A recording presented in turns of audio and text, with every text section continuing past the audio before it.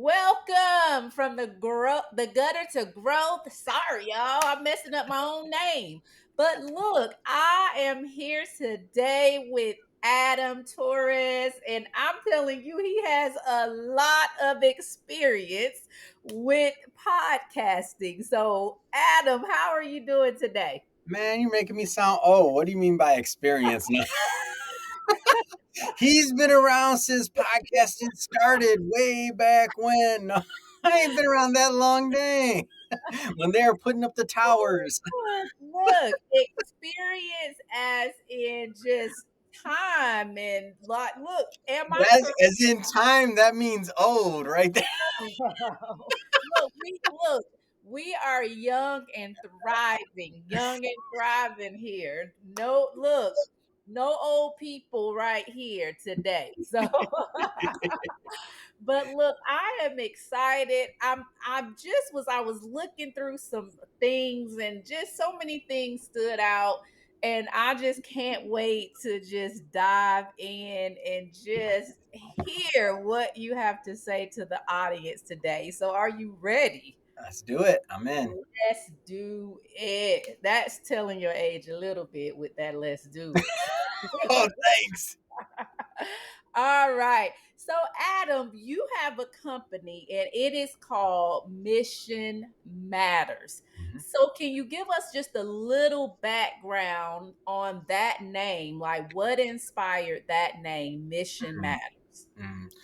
So that I like to say for that one, like many things in life, like everything really, but that's all God. Like the original platform was actually called Money Matters, and because I was a Wow. financial advisor, I managed money. That was my previous career. I did almost 14 years, and I'm in media now, going on 9 years. But Right. I was one day I was interviewing somebody and they're like, Adam, money matters, but mission matters too. And when they said that, I swear it was like God hit me in the stomach and God, I was like, oh, I was just like, and a little bit more to the story. And I talked to the other co-founder, one other co-founder here, Shirag Sagar, and I'm like, hey, what do you think about this name, Mission Matters? And he's like, he doesn't say anything. We talk about it a little while. We go back maybe a month later, a couple weeks later. He says, hey, Adam, he calls me out of the blue. What do you think about the name Mission Matters? And I'm Wow. like, that's a great idea, Shirag. But if we got enough money in the bank account, are we gonna buy that? Are we gonna buy that domain? Because we know it's gonna be taken. And he's like, and I'm like, if we got enough, I don't care if it clears us out. We're getting it because we can't do it without the domain, missionmatters.com. So we look it up. I spent when we and we spent more money on a domain than I ever thought I'd spend in my life on a domain. But the walk in faith, I would say, for me at least, and like why I say God is because, just to put it in perspective, I had already done over 1,500 interviews with that. Wow. We'd already published books under that brand, had an entire platform, had social media built out, a following, everything to stop it on the like that and to Wow. relaunch something that's working is hard enough to launch a brand in the first place or a media brand. And to do it again, I mean, 1,500 plus episodes already on the podcast. So we took the leap of faith, really, is what I call it, and we were rewarded. Like from that moment on, things changed within 9 days. We relaunched the entire brand, a new website, a brand new podcast. Lost all those subscribers, lost all of those followers, lost all of that work. Still have our book catalog, but really lost brand recognition because it was Money Matters before. Mhm. So yeah, and we started over, but then from that point on, it just started to grow. Like that was, I think, it was really taking a leap of faith there. And so, like Right. I say, that was all God. Like I wasn't thinking about Mission Matters, and that just directed my steps and just amazing experiences ever since. And I love what you said. You're like, look, it was like a punch in the stomach. And sometimes that's how God works. It's Oh, like that's he how for me for sure. He knows I'm hard headed. He's like, nah, Adam, I got you. yes. And the fact that you didn't let what you felt like you had already accomplished and Mm, um just going in another directory. You know, sometimes the Lord mm. will change our trajectory Oh and yeah, that can be a little scary, especially when you feel like, man, I've I was scared. I'm yeah, still. Are you kidding me? Like. yes, yes, but the fact that you followed his leading and Mhm. you had that trust there, like, look, Lord, if you telling me to leap, how high? What Like, else I'm gonna do? yeah, you know. And I love it how you said we lost people, like, because we were this and we shifted to this and we lost people. But guess what, audience? When you do what the Lord has called you to do, growth happens in that thing. Like, I love that. I love that. Can you share a little more about how that vision is helping other people share their stories? So what's interesting is, it started. I mean, I can't say that I had all this vision or other things. Just to be clear, so on my end, I was just, we started out. We launched some books at first, and that's where the book company came into play. And then when we started the podcast, which by the way, I didn't want to launch a podcast. I didn't want to do it. The other co-founder, I never want to do anything. I'm like, so the other co-founders like, we got to do it, Adam. You got to. I'm like, I don't want. Who cares? I don't listen to podcasts. What? So I just started interviewing people, and I started doing it, and then the demand grew, the show started to grow, and now to date I've done over 6,000 interviews, and I'll do 1,500 plus interviews this year. Wow. So we stay active and busy, but really what's happened, and if I had to say we did one thing well, it's we listened to our audience and we listened to the people that we're interviewing, and so out of that, a lot of brands and things have grown that we didn't initially intend. Like, I'll give you an example. During COVID, before COVID, I used to travel a bit, and I would do like these gigs where I'd go on site. So you know how speakers go step on stage, they get Right. paid. Well, Mhm. one of the things that I do is we have a broadcasting package where I'll go to events, and event organizers pay me to come out, and I do a bunch of interviews. I interview their VIPs, their sponsors, then we Oh, do the distribution. And so that was a big part of our revenue model. Well, then COVID comes, guess what? No more mm, conferences. yes. So, getting back to like just listening to your audience and listening to what people want. So now people started saying they were stuck at home too, and they want to help launching podcasts. And I'm Wow. like, well, we've never done it for anybody else, but I mean, we've done it for ourselves. I guess we could try. And Yes. now fast forward, and we've launched over 250 shows. Insane. Wow. So, and that's for clients. We have our podcast network. So that's one way that we help people is we help them launch shows. We help them write books. We do PR, a lot of other things in the back end. But at our core, we're a media outlet. So I the love core of that. it is doing interviews and helping other people share their message the same way that you're doing right now. Yes, yes. So let's dive into that because you talk about how helping people share their story is so powerful. So Mhm. can you talk about like what you've seen, do Yeah.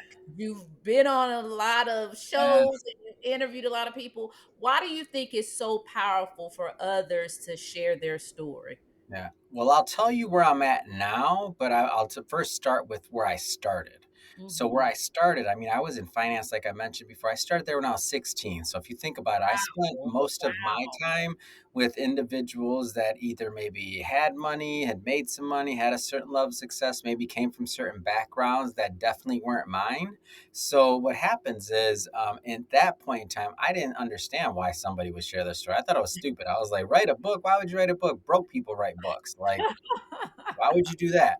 So I didn't in my end before everybody starts listening is like, what did you just say? Like you're driving in the car and now I got your attention. That's not why I said it. That was my real feelings because I was in finance and I was moving, millions of dollars. So it was Right. just different. You're not thinking about a $5 product, right?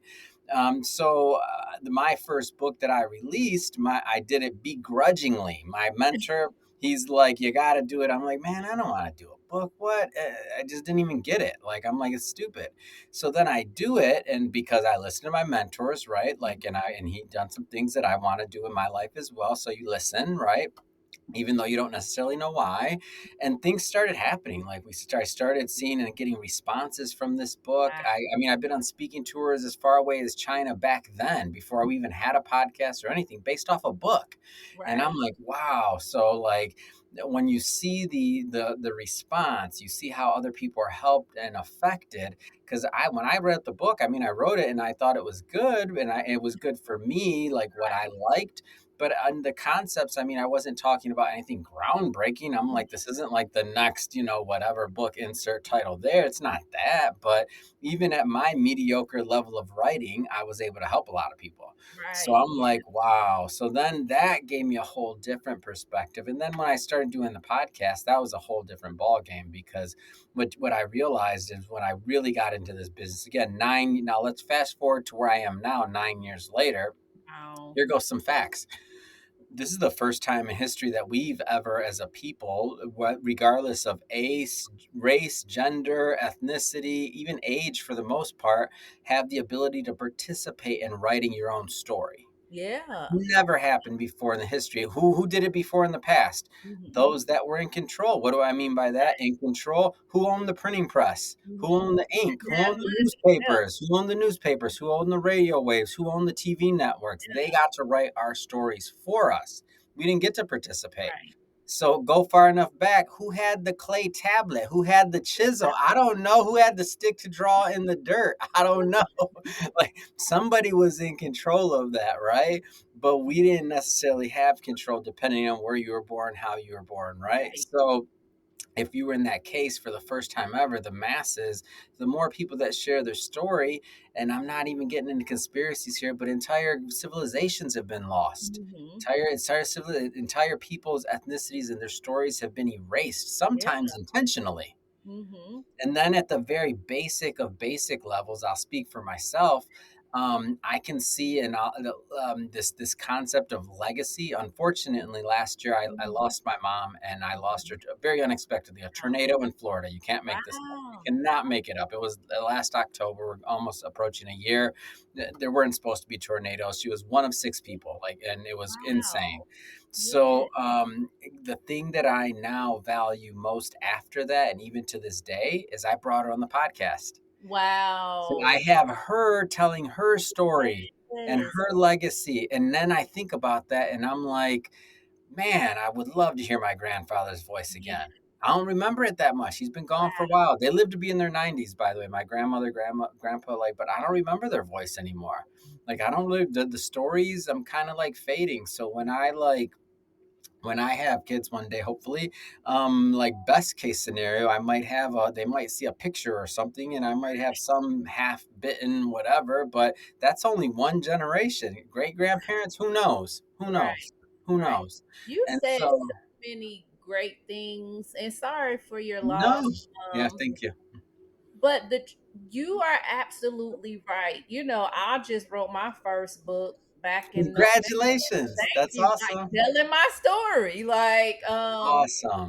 led to this. Hmm. But and my husband, he was the author, like the writer of children's Yeah, books, but he never really he did it and he didn't really push it out, but he said exactly what you said. It's about legacy. yeah, Like, I want to be able to leave something for my children, my yeah. grandchildren.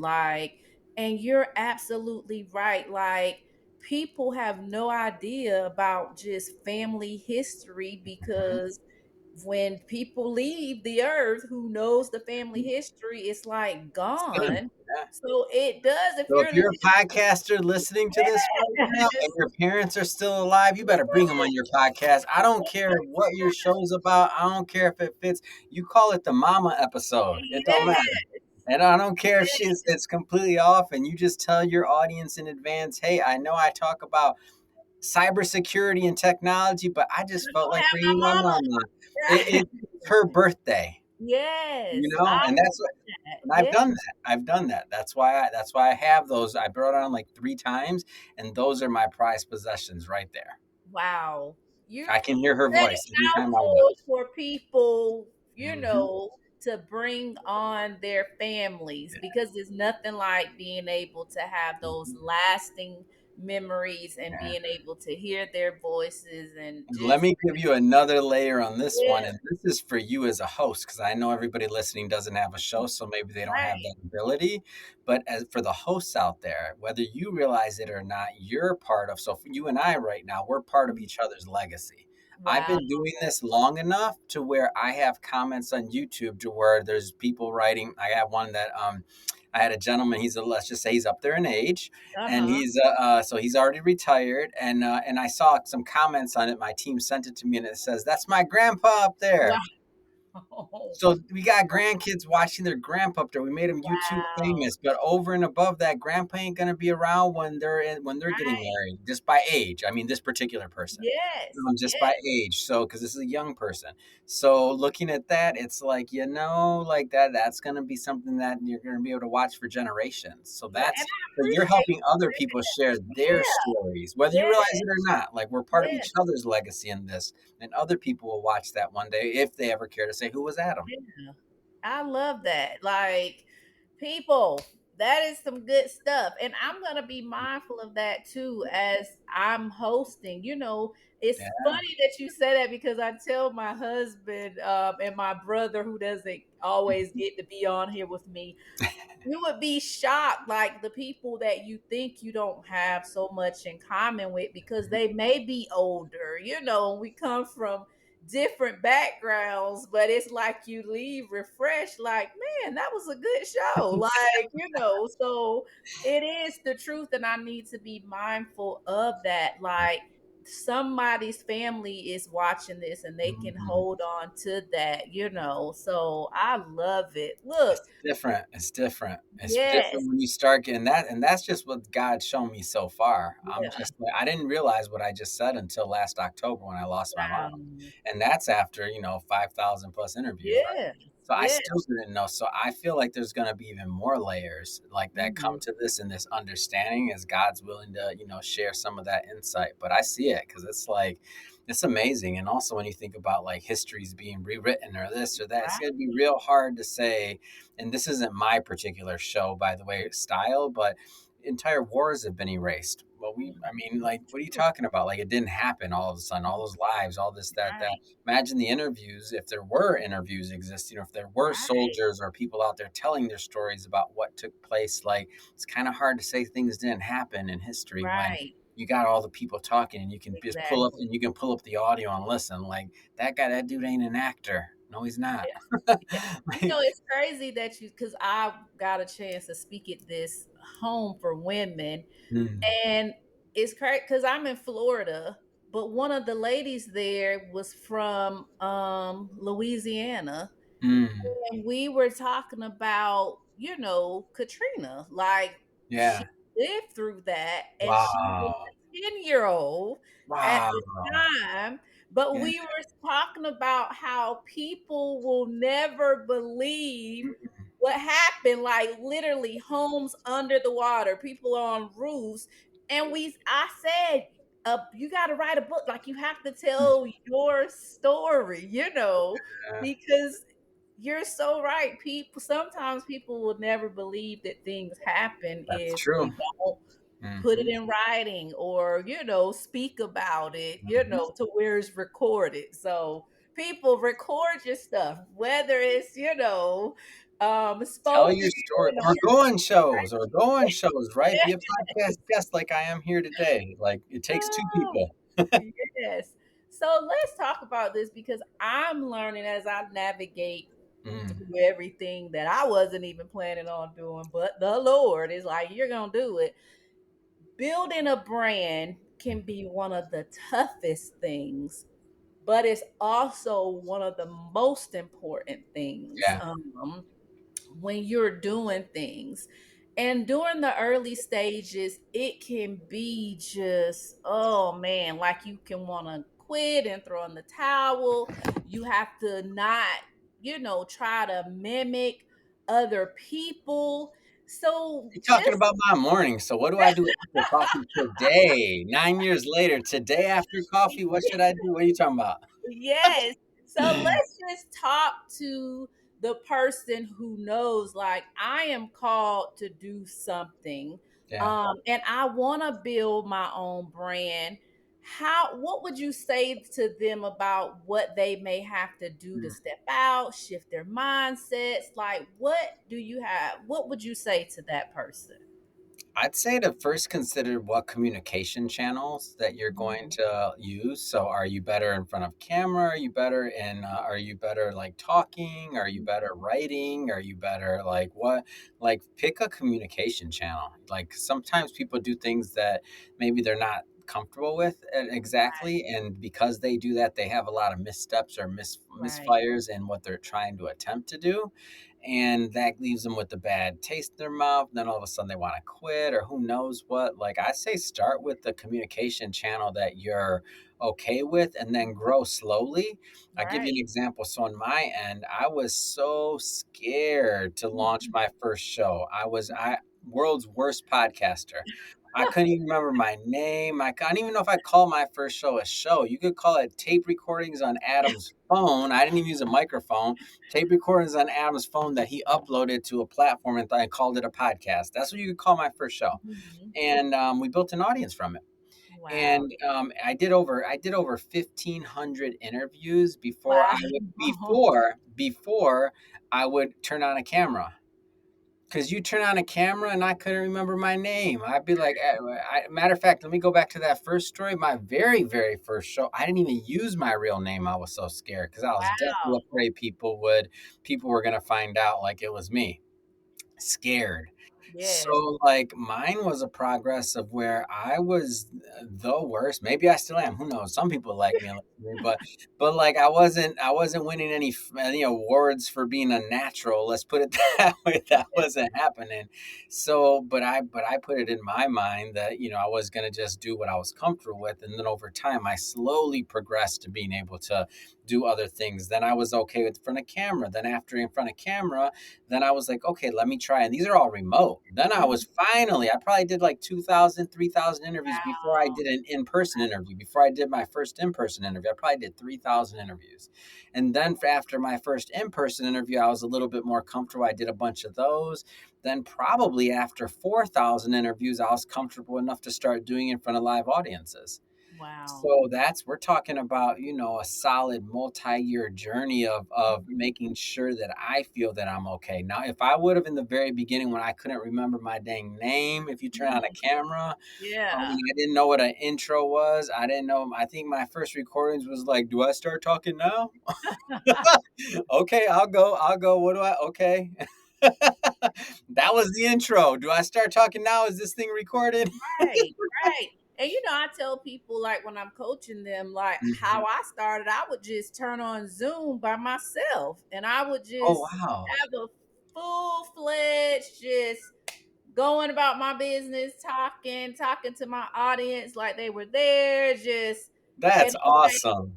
but it made me comfortable, and I realized first Mhm. I started with 5 minutes, and then I was like, "Oh my god, I talked for 20 minutes." Then it went to 30 minutes. So, you Wow. just have to, like you That's a say, great story. I love that story. you have to figure out, how to practice so you can Mhm, become comfortable and realize that we all, go through mhm, periods of just being insecure or not as confident, but the more you do it, mhm. then the better you'll come. And mistakes are gonna be made. That's Like, true. it's not about being perfect, it's about maturing, as you That's go. amazing. Yeah. That's So an amazing story, and if you're practicing with those skills for everybody listening, just don't be in the grocery store doing that because people ain't got no you they're you'll be gonna like think you're crazy. talking to yourself, walking, doing your intro out loud, being animated, like waving your hands. You get escorted out of the grocery store for doing that stuff. So you find your chill, do that at the privacy of your own home. Yes, and let your family know because they might think you're Oh, crazy. yeah, let your family know. I'm like, "I'm in here. Who are you talking to? I'm You're practicing." like, "Who you talking to? What do you mean? Zoom. I'm talking to Zoom. Who's Zoom?" Look, June was my best friend for a while. Best. All of us caught COVID. So, some people may be listening and they're like, I don't even really have a business. Like I work for somebody else, I don't know how this applies to me and why even creating a brand is important right now. Yeah. So why do you think now is the moment for people to step out and, start trying to create a personal brand? I mean, it's always going to be the moment in reality because we're stuck with one thing, and that is we're going to die with our personal brand. Not having a personal brand is having a personal brand, and a lot. Period. That's it. You can't find you online. You can't like if somebody Googles you, they can't find you. Guess what? Your personal brand is that you're out of touch with society, that you fall behind, and that you if you're just saying you don't like technology now, or you don't like or this or that, like that's what you're saying. You're saying, I'm not somebody that wants to collaborate. I don't want to work with people. I don't want to build community. Wow. It's more than you. It's not just your personal brand. It's you being part of a community, which is Right. humanity, whatever your Right. area is. So if you say no, you're by definition, and this isn't my, you could say this is my opinion, but if you're being objective, it's just reality.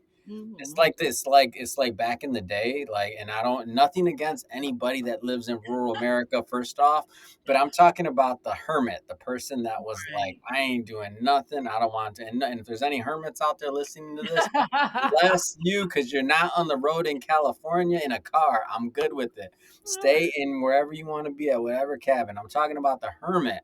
If Yeah. you're not on any social, if you're not doing anything, then just you can might as well just say you're just like that hermit that's in the middle of the forest that says that they don't want to be part of civilization for whatever reason.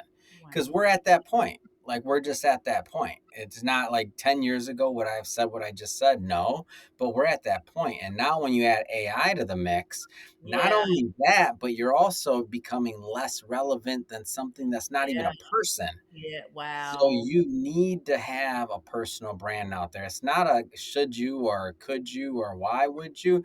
It's just a question of how far behind you want to fall. Wow. I That's the love question. that. That's Yeah. the question. How far behind you want to fall? Because other people in other countries building personal brands.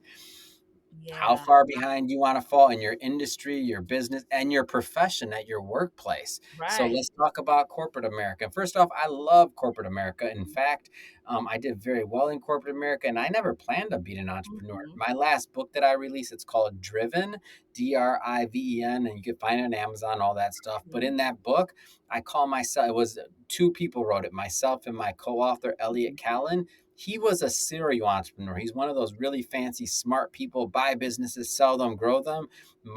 So that's one tale. The Mhm. other tale is my tale called Accidental Entrepreneur. I didn't even know I was an entrepreneur. I didn't know that's what I was doing. I didn't know what entrepreneurship was about. I never wanted to be one. I never was like, oh, I hate corporate America, blah, blah, Mhm. blah. I can't work for anybody. They won't hire. That wasn't my case. I got promotions every 2 years. I got Right. salary increases. I rose. Every company I went to was a big promotion. I did well in corporate America and I loved it. If anything, I worked less in corporate America than I do now. like like that's why you want to be an entrepreneur so you can go from working 50 hours to 100. Do that. So I don't recommend entrepreneurship if you're listening to this and you're a corporate person. So just FYI, those are You my wanna work personal no, less. those are my personal beliefs on the back end. Is I'm not like encouraging people to go be Mhm. entrepreneurs. For the entrepreneurs out there, you know what you got to do. Do it or don't. But Mhm. for the corporate side of it, if you think you don't need a personal brand, guess what? When you're competing for that next promotion, Wow. when you're competing to maybe even to be, you don't even know this, but be who's going to be cut from the company, Yeah. who's going to be replaced by not replaced by AI as in it's going to take your job specifically, but I will say if the company decides to add something else and if it's one person versus the other or if they decide to make a shift, how are you going to sit in an interview with your boss or with whoever's hiring and talk about how pro technology you are and how you're about change and how you're about this, but they search to find you and they can't You find anything. can't. So Yes. that there's like your words that come out of your mouth, but then there's also your digital footprint that we have no matter what. That's what you got to think about. Look, this is so crazy that we're having this conversation because I was just talking to somebody yesterday about this because they do so much extra stuff Mhm. for their companies or different organizations that they're attached to, Yeah. but they're the ones doing it. But Mm. it's like the credit is going to the things that they're attached to. And I'm like, no, this is why you creating your own brand, even if it's a nonprofit or whatever, because you're the one doing it. So you're working alongside these people. And Like, the simple example of that, because I've had people tell me that too. They're like, "Oh, but it's my company, it's this." It's like, well, are you allowed? So, okay, you went to this event, you put it on, you did all this, right? Yep, it's your company's event. Are you allowed to take a picture at that event? Take a picture with you and your colleagues or whomever. Take a really nice picture, post it on LinkedIn, and write about your experience. That's right. called leveraging and building a personal brand. It can be that simple. Hmm. You don't have Yeah. to do anything more than that. And now when people at least look you up, they see the Yeah. association. Talk about what you did in relation to. And it's simple. Oh, Mhm. I love this event. My company's amazing for putting it on. I had so much fun helping on the planning committee and doing this, that, that. It's simple. It's Hmm. simple. And now you're leveraging their brand while building your own, which is totally okay and ethical because you did the work. You're not taking And credit for somebody else's work. You did the work. And here's the thing, Adam. I know a lot of people who, when they are interviewing people, they Mhm. go to social media to They learn have to. about the people that Oh, they're no. interviewing. Well, Yeah. one step further than that, now they're using AI tools that pull all the data online. Can you imagine when you use an AI tool, push a button and it pulls all the data so you can tell you can Wow. ask the tool, tell me about this person. And one, you have a very detailed history because of all the things they have out there. And the other one is sketchy at best or not conclusive, like it has only a little bit. Who wins? Right.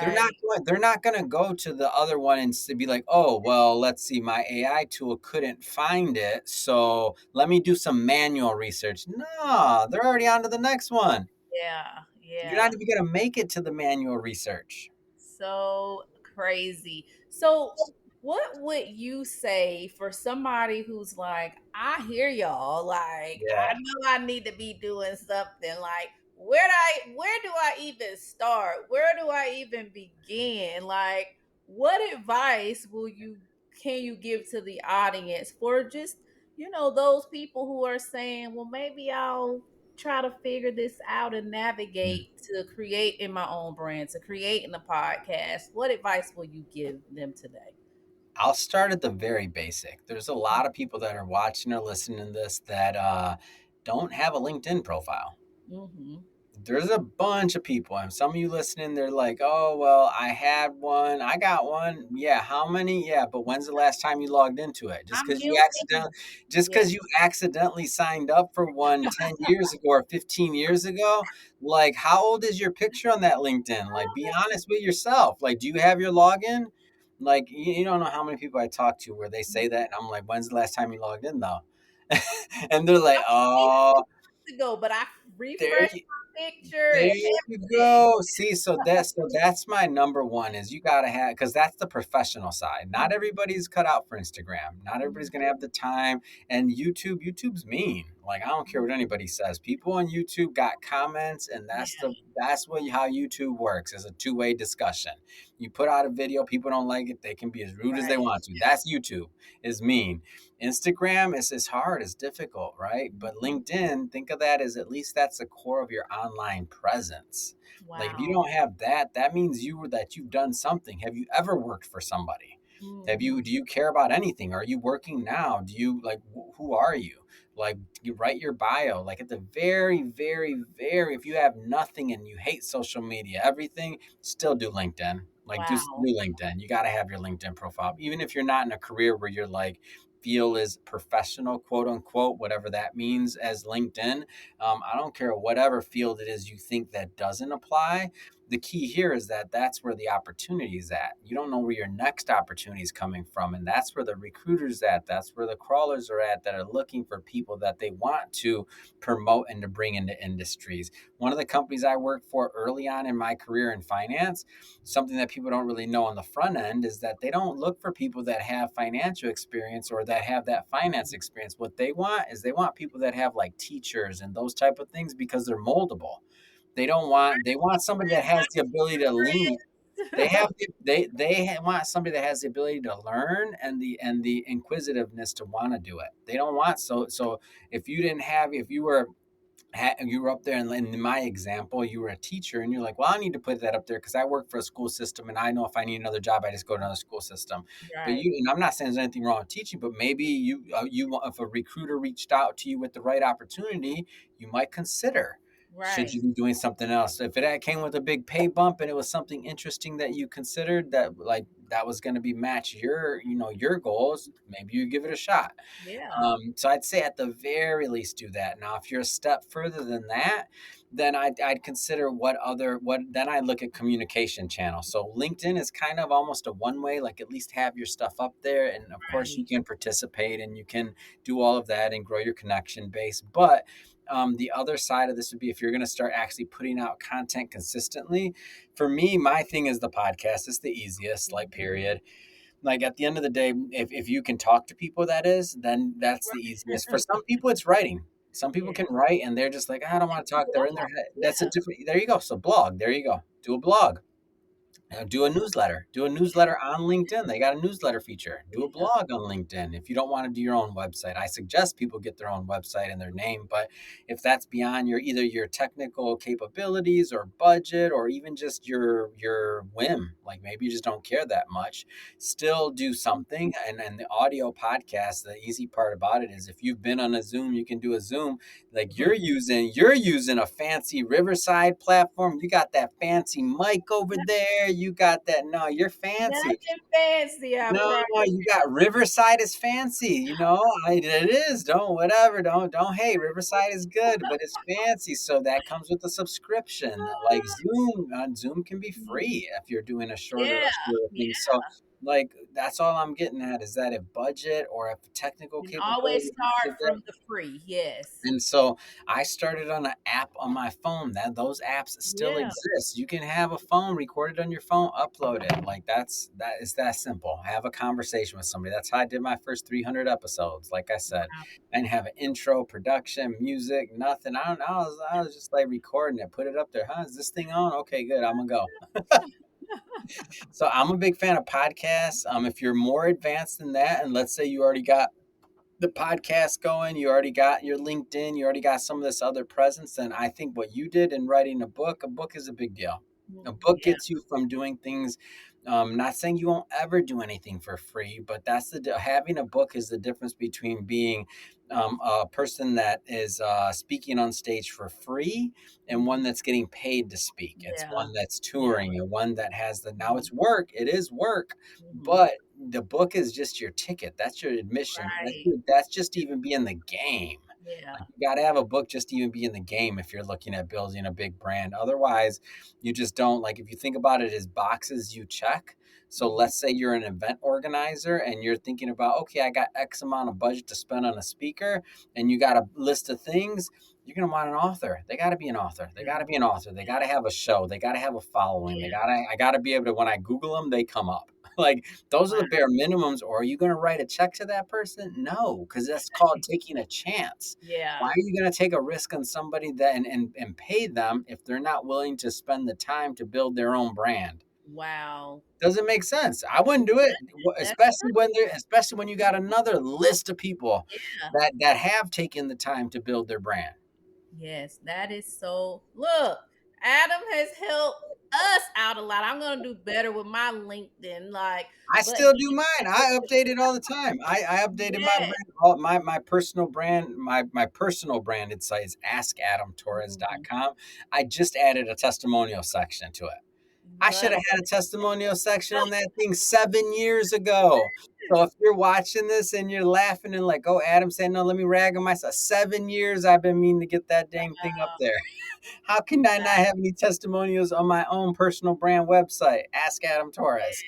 yes. Look, he has left you with some steps, some first steps. So I'm telling you, like, just start it.